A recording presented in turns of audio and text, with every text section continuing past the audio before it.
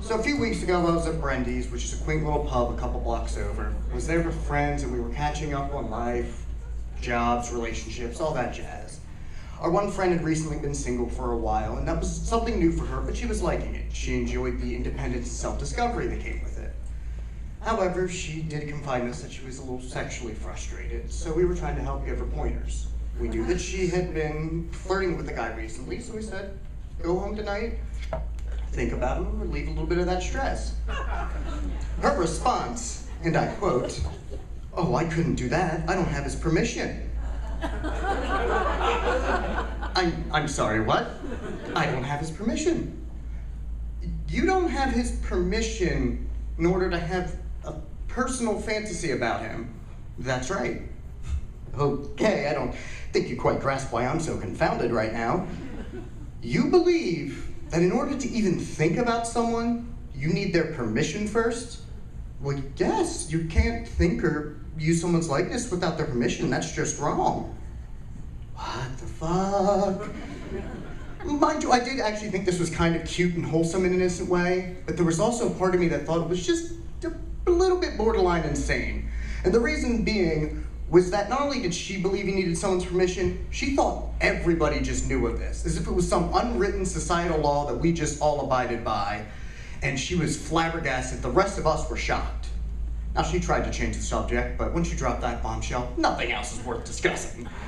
So we start fielding questions, and I ask the most obvious one. How exactly do you get someone's permission? Do you have to get like a permission slip in case the cops come knocking one night under reports of suspicion? Well, you know, you ask them politely, or if you've been with them, you have their permission by proxy. Before I can even wrap my head around that, another friend sarcastically asked, "Do we have your permission to think about you?"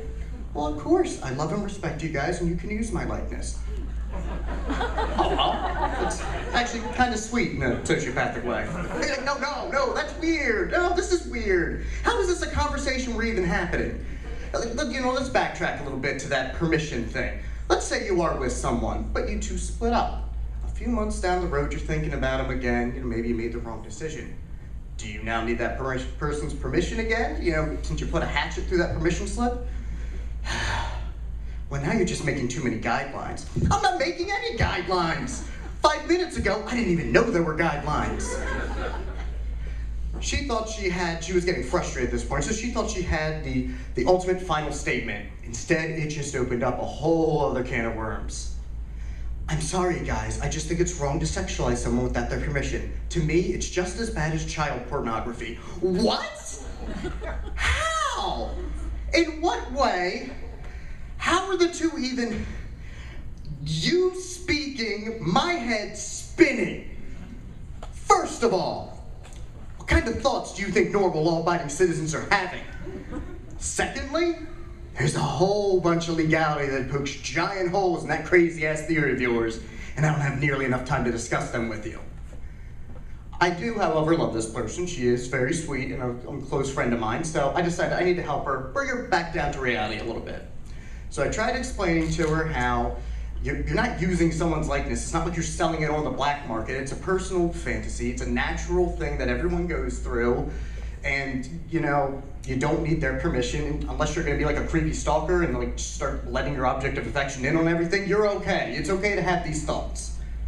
I thought I was making progress with her until I seen her just grab her phone and just goes, "I'm just going to ask for his permission." No, freak show!